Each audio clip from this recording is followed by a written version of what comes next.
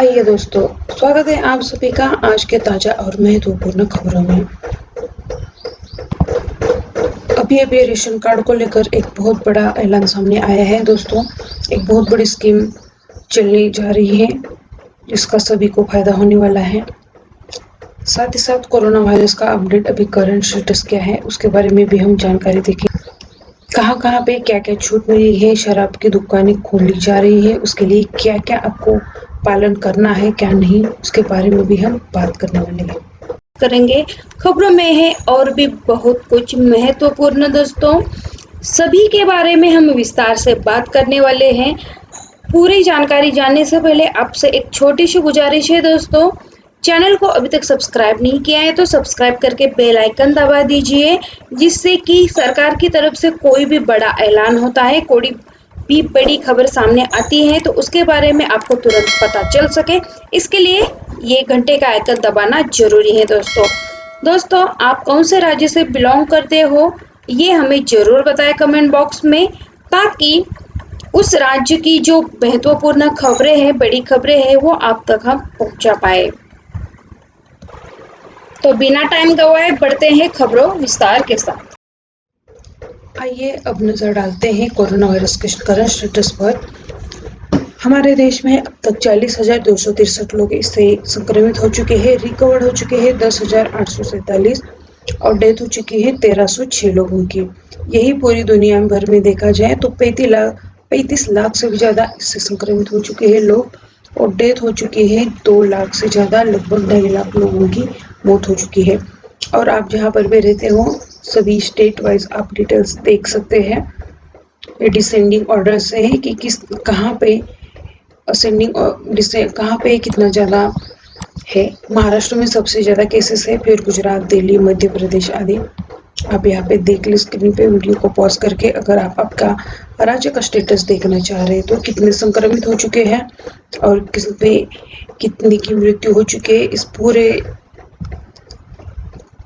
पूरा डिटेल यहाँ पे दिया हुआ है। दोस्तों राशन कार्ड को लेकर एक बहुत बड़ा खबर आया हुआ है। राशन कार्ड को तुरंत सरेंडर कर दे, ऐसे लोग नहीं तो जाना पड़ सकता है जेल। जी हाँ दोस्तों, अभी लॉकडाउन के पीरियड के बारे में कई लोग राशन कार्ड बनवा रहे हैं जो कि इसके लिए पात्र नहीं है, क्योंकि अनाज जो है फ्री में बांटा जा रहा है तो उसकी वजह से कई लोग इसका फ़ायदा उठाना चाह रहे हैं। तो उन्होंने बताया है कि जो भी लोग अपना इसमें नहीं आते हैं, जैसे कि उनका अगर 100 मीटर वर्ग का मकान है, एसी लगा है, घर में 4 पहिया वाहन है, असलहा लाइसेंस है, आयकर दाता है, तो ये लोग इस पात्र की सूची में नहीं आते। तो जल्द ही ऐसे लोगों ने अगर राशन कार्ड बनाया है तो जल्द ही रद्द करवा ले उसका, और ऐसे अगर कोई राशन ले रहा है तो उसके लिए सख्त कार्रवाई की जाएगी। यहाँ पे आप ये देख सकते हैं, ठीक है। तो जो भी ऐसे लोग हैं जल्दी से अपना कार्ड स्थानीय कार्यालय में जमा करवा दें। अगर आप रेशन कार्ड बनवाना चाहते हैं दोस्तों, आपको फ़ायदा नहीं मिल रहा है, एक और खबर है इसके साथ कि अगर आप सच में इसके लाभार्थी हो और आपको अब तक फ़ायदा नहीं मिल रहा है तो इसके कुछ कंडीशंस हैं दोस्तों, वो आपको बता दें। यहाँ पे अभी 3 माह के लिए पहले जो राशन था वो तो मिलेगा ही मिलेगा, साथ ही साथ इस 3 महीने में जो कि अप्रैल, मई और जून के लिए 5 किलो अतिरिक्त चावल, गेहूँ मुफ्त में दिया जा रहा है। राशन कार्ड में से एक सरकारी डॉक्यूमेंट है, तो यहाँ पे गेहूँ, चावल आदि जो है बेहद ही कम दाम से आप राशन कार्ड में ले सकते हैं। तो उसके लिए आपको जो है पात्रता देख लीजिए क्या क्या है।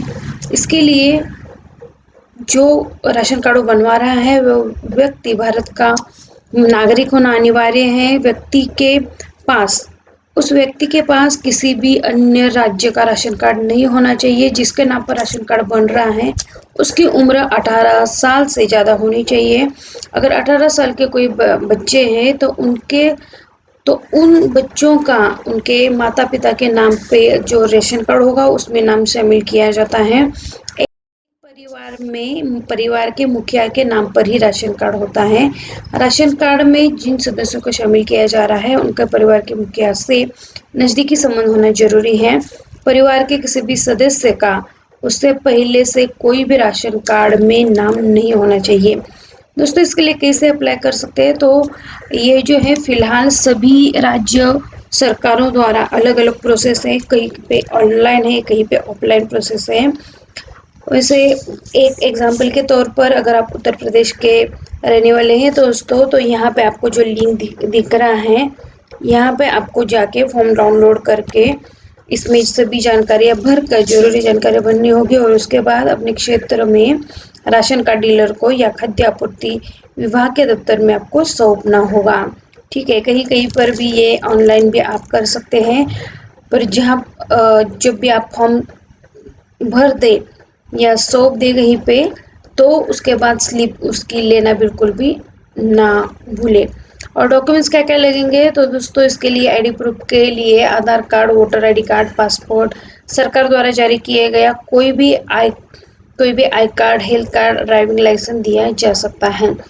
और इसके अलावा PAN card, passport size photo, आय प्रमाण पत्र, पते के प्रमाण के तौर पर आप बिजली का bill, gas connection book, gas connection का जो हमारा पुस्तक होता है वो वाला, टेलीफोन बिल, ऐसे जो है डॉक्यूमेंट्स लग सकते हैं। और इसके लिए सिर्फ मामूली सी फी होती है दोस्तों, ये भी अलग अलग होती है राज्यों के निहाय।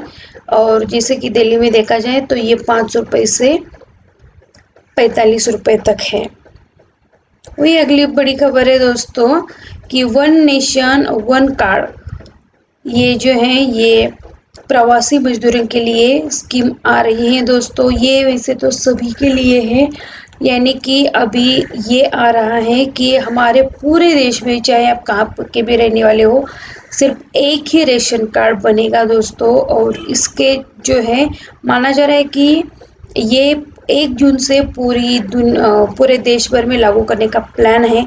फिलहाल 12 राज्यों में इसकी शुरुआत हो गई है। 1 जनवरी 2020 से ही इसका जो है शुरुआत हो चुका है। तो उसका फ़ायदा बेसिकली उन लोगों को होगा जो कि है एक राज्य के रहवासी पर रहते हैं किसी कामकाज की वजह से या और किसी कारणों की वजह से, जो दूसरी जगहों पर रह रहे हैं। तो यहाँ पे बड़ा फ़ायदा ये होगा कि जो लोग दूसरी जगह पर होने की वजह से अभी राशन नहीं ले पा रहे हैं, वो भी कार्ड दिखाकर, चाहे आप किसी भी राज्य के हो पर जहाँ पर आप रहते हो वहाँ पे कार्ड दिखाकर उसका लाभ उठा सकते हैं, वहाँ पर आपको राशन मिल जाएगा।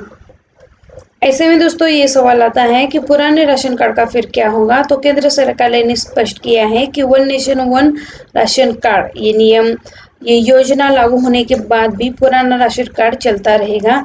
उसी को केवल नए नियम के आधार पर अपडेट किया जाने वाला है, जिससे वो पूरे देश में मान्य होगा। दोस्तों प्रधानमंत्री गरीब कल्याण योजना जो है 4 मई से लाभार्थी जो हैं इस खातों से पैसे निकाल सकते हैं। जी हाँ दोस्तों, ग्रामीण विकास मंत्रालय केंद्र सरकार द्वारा यह राशि 3 मई तक जारी कर प्राधिकार पत्र जारी कर दिया है। ये प्रधानमंत्री गरीब कल्याण योजना के तहत मई माह की किस्त जो है 3 मई से जारी होगी और लाभार्थी जो है राशि निकालने के लिए निर्देश जारी किए गए हैं। इसके अनुसार ग्राहक इस व्यवस्था में आवश्यकता अनुसार खातों से राशि जो है निकाल सकते हैं, इन्होंने बताया है। इसके लिए कई नियम बनाए गए हैं ताकि भीड़ जमा ना हो। जिला अग्रणी बैंक प्रबंधक ने बताया है कि यह राशि खातों में जमा होने के पश्चात किसी भी समय आहरण की जा सकती है, इसीलिए अत्यावश्यक हो तो ही राशि निकालें। तो दोस्तों अगर आपको राशि निकालनी है तो आपको नियम बताए गए हैं कि वो नियम आपके अकाउंट नंबर जो है उसके आधार पर है कि किस दिन आप बैंक में जाकर अपनी राशि निकाल सकते हैं। तो दोस्तों जैसा कि आपको स्क्रीन पर दिख रहा है, ध्यान दें कि आपका अकाउंट नंबर, खाते का नंबर जो है आपके पासबुक पे रहता है, तो जिसका आखिरी नंबर 0 और 1 है वो 4 मई को पैसे निकाल सकते हैं। 2 और 3 जिसका नंबर है वो 5 मई को निकाल सकते हैं। 4 और 5 जिसका नंबर है वो 6 मई को निकाल सकते हैं। 6 और 7 जिसका नंबर है वो 8 मई को पैसे निकाल सकते हैं। 8 और 9 नंबर जिसका बैंक खाते का आखिरी नंबर है वो 11 मई को पैसे निकाल सकते हैं। तो इसका ध्यान रखें और इसमें भीड़ जमा ना हो, इसके लिए ये नियम बनाया गया है। हालांकि आप 11 मई के बाद किसी भी दिन अपने बैंक से यह राशि निकाल सकते हैं, पर अगर आपको इमरजेंसी है, जल्दी पैसे निकलवाने हैं, तो इन डेट को आपका ध्यान रखना होगा, नहीं तो आप बैंक से पैसे नहीं निकाल पाओगे। दोस्तों, मध्य प्रदेश में गाइडलाइन तय की गई है और बताया है कि संक्रमित क्षेत्रों में कोई भी डील नहीं होगी और शादी में 50 लोगों को जो है परमिशन होगी। तो ये कुछ नियम बनाए गए हैं और इसके मुताबिक पूरे प्रदेश को रेड, ग्रीन और ऑरेंज जोन में बांटा गया है, जिससे कि पूरे हमारे देश में किया गया है। तो यही सिलसिला यहाँ मध्य प्रदेश में भी है। अब यहाँ पर बताया गया है कि 50 लोगों को शादी में परमिशन है और इसी प्रकार अंत्येष्टि में 20 लोगों से अधिक लोग शामिल नहीं हो सकते। हालांकि ग्रीन जोन में जो है थोड़ा सामान्य रहेगा, थोड़ी डील वहाँ पे दी जा गई है। ग्रीन जोन में कई तरह की रियायतें हैं और ग्रीन जोन में केंद्र सरकार की गाइडलाइन के मुताबिक सभी सामान्य गतिविधियां जारी रहेगी। वही विशेष परिस्थितियों में पाबंदियां लगाने जाने के बाद कलेक्टर क्राइसिस मैनेजमेंट ग्रुप की सलाह पर निर्णय ले सकेंगे। दोस्तों, दिल्ली की न्यूज़ आई है कि MHA की गाइडलाइन के बाद दिल्ली सरकार भी खोलेगी शराब की दुकानें। 4 एजेंसियों को मिली ये जिम्मेदारी। तो दिल्ली की सरकार भी अभी शराब की दुकानें जो हैं शुरू करने वाली हैं। आबकारी विभाग ने 4 सरकारी एजेंसियों को ऐसी दुकानों की पहचान करने के निर्देश दिए गए हैं।